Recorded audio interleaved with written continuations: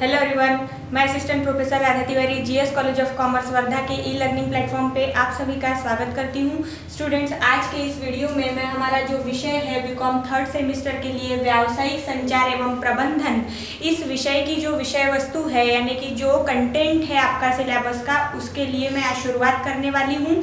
मेरा शुरुआती जो वीडियो है, इससे पहले मैंने एक वीडियो आपके लिए बनाया था जिसमें जो परीक्षा के जो पेपर होंगे, प्रश्न पत्र होंगे, उसका प्रारूप एवं आपको सिलेबस की एक पूरी जानकारी देने के लिए मैंने एक वीडियो पहले ही बनाया है। तो आज के इस वीडियो से हम शुरू करते हैं। हमारे मेन विषय के जो कंटेंट्स है या विषय वस्तु है, इससे हम शुरू करेंगे। तो मैंने आपको पहले वीडियो में बताया है, इकाई 1 में हम संचार एवं संचार के विभिन्न प्रकारों का अध्ययन करने वाले हैं। तो संचार एवं संचारों के विभिन्न प्रकारों का अध्ययन करते हुए सबसे पहले हमें मुख्य रूप से समझना है संचार का अर्थ एवं विभिन्न परिभाषाएं। तो आज के इस वीडियो में मैं आपको संचार का अर्थ, परिभाषाएं और साथ ही साथ संचार की जो विशेषताएं हैं वो यहाँ पे विशद करने वाली हूँ।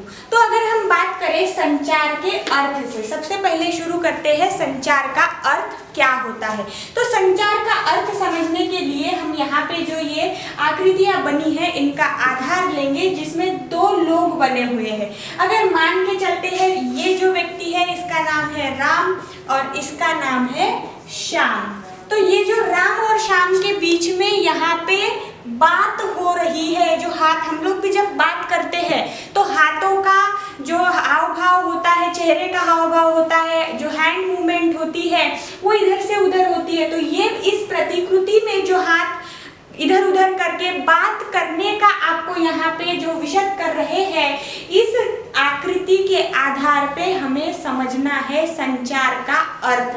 तो ये जो राम और श्याम नाम के व्यक्ति है, इन दोनों के मध्य जो प्रक्रिया दिखाई है, देखिए इनके जो मध्य प्रक्रिया हुई है ये एक तरफा प्रक्रिया नहीं है। अगर ये ऐसा आपको बाण दिखाया हुआ होता तो केवल राम की ओर से श्याम की ओर कोई बात बताई जा रही है, लेकिन जो हमने यहाँ पे बनाया हुआ बाण है वो एक तरफा न होते हुए दोहरा है। दोनों तरफ से यहाँ पे कुछ लेन देन हो रहा है, कुछ आदान प्रदान हो रहा है। जैसे यहाँ पे लिखा है आदान प्रदान, तो किस बात का लेन देन है, किस बात का आदान प्रदान हो रहा है, ये सबसे पहले हमें समझना होता है। तो ये जो आदान प्रदान, ये जो लेन देन है, ये हो सकता है एक संदेशा हो, मैसेज हो सकता है ये कल्पना हो, विचारों का लेन देन हो सकता है, या हम जिसको बोले किसी चीज पे क्या आगे कृति करनी है उसके बारे में लेन देन हो सकता है, या हम इसको बोल सकते हैं कि संदेश, कल्पना, विचार, कृति के अलावा भी यहाँ पे नॉर्मल रूप से, मतलब जो 2 दोस्तों के बीच में बात होती है, साधे किसी विषय पे चर्चा हो सकती है, तो यहाँ पे हम विषय चर्चा लिख लेंगे। तो ये जो आदान प्रदान का रूप है, लेन देन का जो स्वरूप है, ये क्यों कोई भी रूप में हो सकता है। ये आदान प्रदान या तो संदेशा हो सकता है, राम श्याम को कोई संदेशा देना चाहता है, मैसेज देना चाहता है, या एक आइडिया राम के मन में आई है जो श्याम को बताना चाहता है, या कुछ विचार है, अपने विचार वो व्यक्त करना चाहता है श्याम के समक्ष, या कृति। ये दोनों एक ग्रुप के मेंबर हैं और उस ग्रुप में उन्हें कोई एक सामूहिक कार्य करना है। तो उस सामूहिक कार्य को करने के लिए जो राम ने यहाँ पे प्लान बनाया है, उस प्लान को वो एग्जीक्यूट कर रहा है श्याम के आगे। तो ये भी हो सकता है विषय चर्चा। अब इनमें से कोई भी एक विषय ले लीजिए और उसकी चर्चा, तो वो हो गई विषय चर्चा। तो इनमें से किसी भी प्रकार का यहाँ पे आदान प्रदान किया जा सकता है, लेन देन किया जा सकता है। और ये कैसा है, दोनों तरफ से हो रहा है। मतलब राम ने कुछ कहा, श्याम ने वो सुना और अपनी प्रतिक्रिया उस पे दी। मतलब ये जो आदान प्रदान का काम है, लेन देन का काम है, केवल लेना वाला नहीं है, लेना देना, आदान प्रदान, दोनों प्रक्रिया यहाँ हो रही है। तो जब हम ये कह सकते हैं कि 2 व्यक्तियों के मध्य संदेशा, कल्पना, विचार, कृति या विषय चर्चा, इनमें से किसी भी एक वस्तु को पकड़ के, किसी भी एक चीज को पकड़ के, किसी भी एक भाव को पकड़ के आदान होता है तो वे जो प्रक्रिया वहाँ पे हो रही है उस प्रक्रिया को संचार की प्रक्रिया कहते हैं, कम्युनिकेशन की प्रोसेस कहते हैं। अब हमने अर्थ समझना था तो अर्थ के लिए इस आकृति का आधार लेके मैंने आपको सरल शब्दों में संचार का अर्थ समझाने की कोशिश की। अब हम देखेंगे परिभाषाएं। परिभाषाएं क्या है? तो अब यहाँ परिभाषाएं आपकी और मेरी परिभाषा जो मैंने बनाई है अभी आपको ये आकृति का आधार लेके समझाते हुए ये नहीं चलेगी। तो यहाँ हमें कुछ शास्त्रज्ञों के विचार समझने होते हैं। अगर मान के चलिए आपको 8 मार्क के लिए या 16 मार्क के लिए यूनिवर्सिटी की अगर आपकी रिटन एग्जाम होती है तो वहां पे आपको 8 या 16 मार्क के लिए क्वेश्चन जब पूछा जाएगा कि संचार का अर्थ विशद करके संकल्पनाएं या परिभाषाएं विशद करके विशेषताओं को बतलाइए, तो जब ऐसा सवाल पूछा जाएगा तो आपको अर्थ पहले अलग लिखना है और परिभाषाएं जो विशेषज्ञों ने बताई है वो वहां हमें विशद करनी होती है, बतानी होती है। इसीलिए आज हम यहाँ विशेषज्ञों के आधार पर संचार का क्या अर्थ है वो समझेंगे। तो सबसे पहले विशेषज्ञ है कीथ डेविस। अब कीथ डेविस क्या कहते हैं संचार के संदर्भ में? तो कीथ डेविस के अनुसार एक व्यक्ति की ओर से, देखिए एक व्यक्ति की ओर से दूसरे व्यक्ति की ओर जानकारी अथवा विचार प्रेषित करना। प्रेषित करना मतलब भेजना।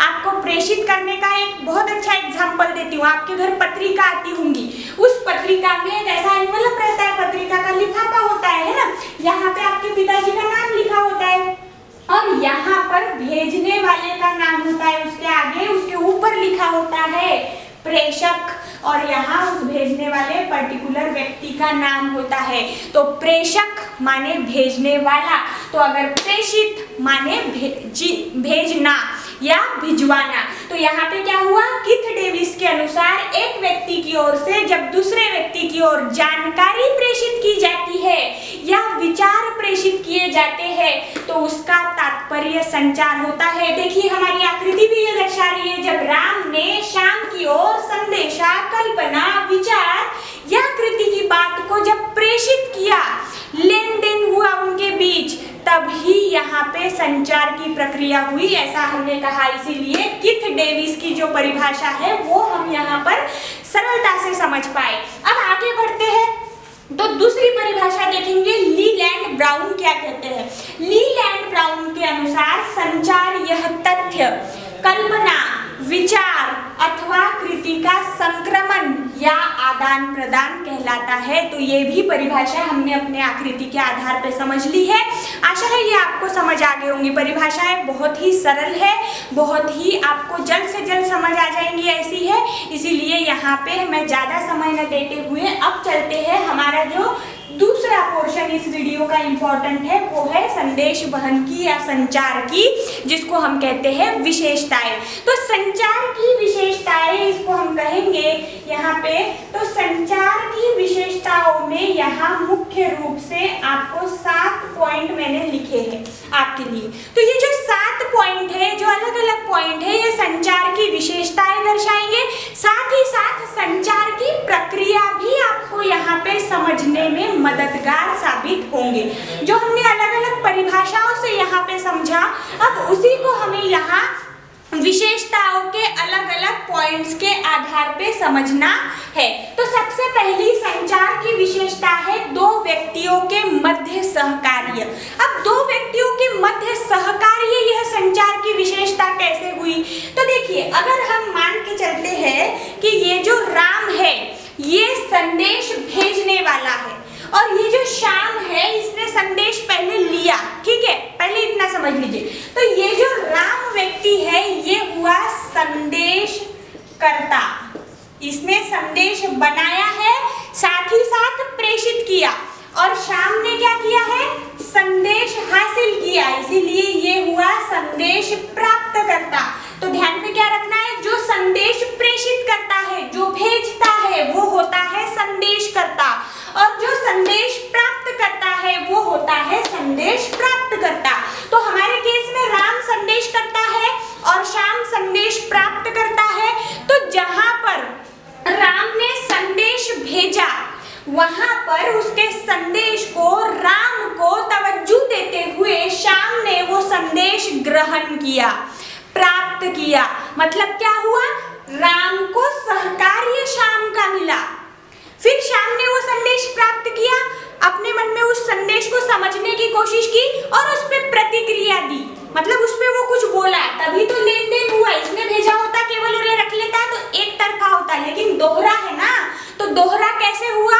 तो जब इसने उस संदेश को प्राप्त किया, उस पर कुछ विचार मंथन किया और फिर उसके बाद प्रतिक्रिया दी, तो वो दोहरा संदेश यहाँ से जब श्याम के द्वारा भेजा गया तो इसमें कहीं ना कहीं संदेशकर्ता एवं संदेश प्राप्तकर्ता के मध्य जो सहकार्य की भूमिका है वो दिखाई पड़ती है। इसीलिए संचार की विशेषताओं में पहली अग्र यहाँ पे विशेषता बताई गई है, दो व्यक्तियों के मध्य सहकार्य।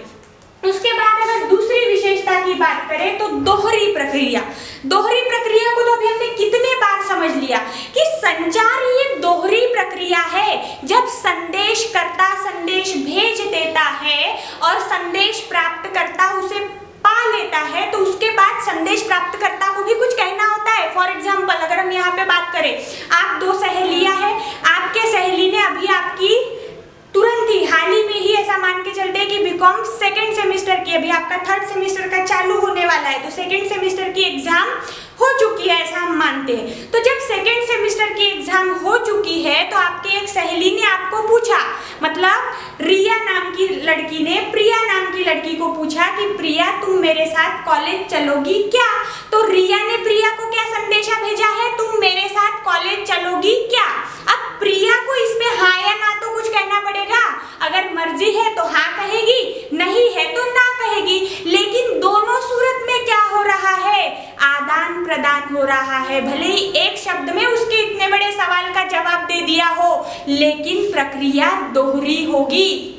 मतलब संदेशकर्ता ने संदेश देने के बाद संदेश प्राप्तकर्ता उस पे अपने विचार या अपना जवाब उस पर्टिकुलर सवाल का जब रखता है तो उस प्रक्रिया में हमें दोहरी प्रक्रिया होती हुई नजर आती है। एक तरफा ये बात नहीं होती। तो जब बातचीत का, विचारों के लेन देन का, सवाल जवाब का जो ताता है ये दोहरा है तो संचार भी तो दोहरा हुआ।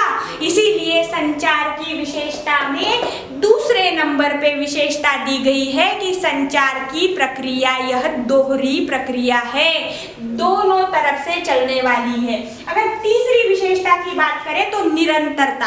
अब निरंतरता में क्या आएगा, मतलब जहां पे हम जिसको बोल सकते हैं रेगुलरिटी। संचार एक ऐसी प्रक्रिया है जो निरंतर चलते रहती है। बातचीत आपने भी देखा होगा, फिर वो फॉर्मल कम्युनिकेशन हो, इनफॉर्मल कम्युनिकेशन हो, वो निरंतर चलता रहना चाहिए। अगर फॉर्मल कम्युनिकेशन की बात करते हैं, एक ऑर्गेनाइजेशन का हम एग्जांपल लेंगे, एक संगठन का एग्जांपल लेंगे, वहां अगर उस संगठन को व्यवस्थित रूप से, सुचारू रूप से अगर चलाना है तो जो प्रबंधन है उस प्रबंधन में आने वाले सभी लोगों को एक दूसरे के मध्य वहां जुड़े रहना, बातचीत के जरिए दो विभागों के मध्य या अनेक विभागों के मध्य संचार के रूप से ही जुड़ा जा सकता है और संचार से ही एक दूसरे की जानकारी ली जा सकती है। और काम कैसे चल रहा है, एक ही दिन में काम हो जाता है या एक ही साल में हो जाता है क्या? जितना आयु या जितना एज उस पर्टिकुलर ऑर्गेनाइजेशन का है उतना ही वहां पे संचार की प्रक्रिया निरंतर एवं बार बार होती रहेगी। इसीलिए संचार की विशेषताओं में निरंतरता आती है। अब ये बात फॉर्मल कम्युनिकेशन की थी। अगर हम इनफॉर्मल कम्युनिकेशन की बात करें तो आपके घर के पास जो दो आंटियां बैठती है किसी की बात करने के लिए या पर्टिकुलर किसी पे चुगली करने के लिए, तो जब वो दोनों बैठती है तो क्या एक व्यक्ति की बात करके खत्म हो जाता है? नहीं। अगर मंगला की बात हो गई तो उसके बाद वो सरला की बात चालू करेगी, सरला की बात हो जाएगी तो अनिता की बात चालू करेगी। मतलब वहां पे जो ताता है वो रुकता नहीं है, हमेशा बदलता रहता है, लेकिन बातचीत का प्रक्रिया चलती ही रहती है। इसीलिए संचार यह निरंतर प्रक्रिया कहलाती है। और जो संचार करता माने हम मनुष्य जो है वो कम पे रुकने वाले नहीं है। तो इसीलिए संचार की विशेषता में निरंतरता भी है। उसके बाद चौथा पॉइंट देखेंगे, अर्थ समझना।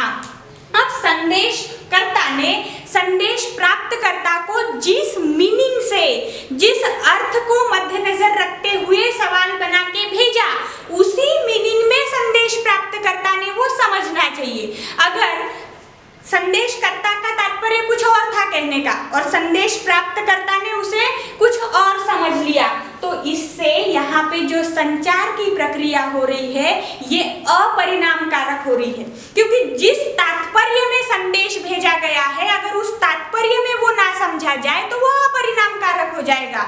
इसीलिए संदेश जिस रूप में भेजा गया है उसी रूप में समझा जाना चाहिए और इसकी बहुत बड़ी जिम्मेदारी इसीलिए संदेशकर्ता पे होती है। फॉर एग्जाम्पल, अगर मुझे या इस संदेशकर्ता और प्राप्तकर्ता का ही हम एग्जाम्पल लेंगे, राम को कहना था श्याम उसका बड़ा गहरा मित्र है, बड़ा पक्का दोस्त है, इसीलिए राम की इच्छा नहीं हो रही श्याम को जाने देने की, तो इसीलिए राम क्या कह रहा है, रुको मत जाओ। क्या कहा उसने, रुको मत जाओ। लेकिन श्याम ने क्या समझ लिया, रुको मत जाओ, और श्याम निकल गया। टूट गया बेचारे राम का मन, है कि नहीं। तो इसीलिए अर्थ समझना चाहिए हम क्या कहना चाहते हैं। यहाँ पे केवल और केवल एक कॉमा का ये था, रुको मत जाओ, ठीक है। अब ये रुको के बाद अगर कॉमा जो है वो शब्दों में बयां किया होता, रुको मत जाओ, तो श्याम सही समझ पाता। लेकिन ये राम को थोड़ी दिक्कत थी, जल्दी जल्दी बोलता था, इसीलिए उसने, उसका भाव कुछ और था, उसकी फीलिंग्स कुछ और थी, लेकिन बोला कैसे, रुको मत जाओ। जहां देना चाहिए था उसने पॉज, वहां नहीं लिया और गलत जगह पे उसने वहां पे पॉज मारने के कारण उसके दोस्त को गलतफहमी हुई और वो चला गया। यानी कि जिस कंटेक्स्ट में मैसेज दिया गया था उसी कंटेक्स्ट में वो जो रिसीवर है, सेंडर ने जब दिया वो रिसीवर तक नहीं पहुंचा, इसीलिए मिसअंडरस्टैंडिंग होके कम्युनिकेशन अपरिणामकारक यहाँ पे होते हुए नजर आता है या संचार अपरिणामकारक होते हुए दिखता है। इसीलिए अर्थ सही समझना ये भी संचार की एक विशेषता है, वरना करना कुछ होता है, हो कुछ जाता है। उसके बाद है संचार के माध्यम। संचार के माध्यम कई हो सकते हैं, हम देह बोली से भी संचार कर सकते हैं। कई बार आपने कॉलेज में देखा होगा, अगर आप लोग, आपके क्लास में टीचर आने के हैं, प्रोफेसर आने के हैं और आप बहुत बातें करते हो, लेकिन जब प्रोफेसर आ जाते हैं तो उन्हें आप लोगों पे बड़ी चिढ़ आती है, तो वो जो पकड़ा जाता है बात करते हुए, जब पर्टिकुलर प्रोफेसर एंटर करते हैं तब, तो उसे वो शब्दों से नहीं कहते कि तू बाहर निकल, वो गुस्से में होते तो वो कैसे करते, बस ऐसा करेंगे और निकल बोलेंगे। तो ये क्या हुआ, देह बोली के आधार पे, हाथों की मूवमेंट के आधार पे भी संचार हुआ। तो देह बोली भी एक प्रकार का संचार का माध्यम है। दूसरा जो हम जिसको कहते हैं मौखिक संचार, जो मैं अभी कर रही हूँ, अपने शब्दों के आधार पे कुछ समझाने की कोशिश कर रही हूँ, तो शब्द भी एक माध्यम है। लिखित संचार, पत्र, ये भी एक प्रकार का संचार का माध्यम है। अगर आज के नए संचार के माध्यमों की बात करें तो आपके जो सोशल मीडिया के अलग अलग हैंडल्स है, ये भी संचार के माध्यम है। तो इन सभी का संचार के माध्यम जो है ये एक संचार की विशेषता है, और संचार के विशेषता में संचार के माध्यमों के बिना जो परिणामकारक संचार की यहाँ पे हम बात करते हैं वो असंभव पाई जाती है ना। इसीलिए संचार के माध्यम संचार की विशेषता में गिने जाते हैं। उसके बाद है पूर्ण संदेश। संदेशकर्ता का पहला काम यह है कि वो पूरे रूप से, सही रूप से संदेश प्राप्तकर्ता की ओर भेजे, वरना ये जो एग्जाम्पल में अभी यहाँ हुआ था ऐसे काम हो सकते हैं। इसीलिए पूर्ण संदेश भेजना और पूर्ण संदेश होना ये भी संचार की विशेषता है। अब पूर्ण संदेश का भी हम एक उदाहरण लेंगे। क्या उदाहरण ले सकते हैं कि आपको एक पर्टिकुलर कॉल आया या एक मैसेज आया किसी एक कंपनी से, उस कंपनी में किस पोस्ट के लिए वो इंटरव्यू है, कितने सैलरी आपको होगी, कब से कब तक का काम होगा, कहाँ क्या, मतलब किस प्रकार का काम होगा, ये सब लिख दिया। आपने शुरुआत में देखा, रे वाह ये जो बड़ी पोस्ट बड़ी अच्छी है, सैलरी भी बहुत अच्छी है, आप बड़े चकाचौंध में आ गए। पहले 2-3 इसके, मैं तो इस इंटरव्यू के लिए जरूर जाऊंगा या जाऊंगी, ऐसा आपने मन में सोच लिया और आप बिल्कुल रेडी हो गए। और उस उतावलेपन में आप भी देखना भूल गए कि इंटरव्यू कहाँ है, ये तो लिखा ही नहीं है मैसेज में, केवल पूरी लेकिन इंटरव्यू के बारे में ही नहीं बोला कि जाना कहाँ है। आप बड़े उतावले, मेरे 18 तारीख को इंटरव्यू है, मेरा 20 तारीख को इंटरव्यू है, लेकिन जब 17 तारीख को आपको आपका एक भला दोस्त पूछेगा, अरे भाई इंटरव्यू तो है लेकिन कहाँ जा रहा है इंटरव्यू को, तब आप अपना मैसेज खोल के देखते हो, तब आपको समझता है अरे ये तो अपूर्ण मैसेज है, इन्होंने तो यहाँ पे पता नहीं दिया। तब आप समय पे वहां पे झंझलाते हैं और उन्हें फोन करना, उन्हें मैसेज करने का काम शुरू करते हैं। तब संदेशकर्ता को भी अपनी गलती का एहसास होता है। तो ऐसे इससे जो दोहरा संचार है वो कहीं ना कहीं खंडित होता हुआ दिखता है, विश्वास कम होता हुआ नजर आता है संदेश प्राप्तकर्ता का। इसीलिए आपका संदेश हमेशा पूर्ण रूप में होना चाहिए, हमेशा कंप्लीट मैसेज होना चाहिए। आपका जो मैसेज है उससे जो बात आप लोगों को कहना चाहते हैं और उस बात का परिणाम जिन जिन बातों पे होगा उन सभी का वहां पे स्पष्ट उल्लेख होना चाहिए। अंत है व्यापक प्रक्रिया।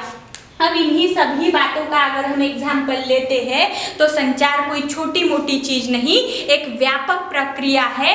एक के मुंह से निकला हुआ शब्द कितने लोगों तक जाएगा, किस किस प्रकार से जाएगा, उसकी क्या क्या मतलब उसमें क्या अपने हाथ की तेल नमक मिर्ची लगा के लोग उसे कैसा कैसा आगे फॉरवर्ड करेंगे, ये हम नहीं जानते। इसीलिए संचार या कम्युनिकेशन, ये फॉर्मल हो चाहे इनफॉर्मल हो, वो दोनों रूपों में बड़ा ही व्यापक कहलाता है और संचार की प्रक्रिया भी व्यापक मानी गई है। इसीलिए व्यापकता, वाइडर स्कोप, ये संचार की एक विशेषता में आता है। तो प्रिय छात्रगणों, आज के इस वीडियो में मैंने आपको संचार का अर्थ, विभिन्न परिभाषाएं तथा संचार की विशेषताओं से अवगत कराने की एक कोशिश की है। मुझे आशा है आपको वो समझ आया होगा। शुक्रिया।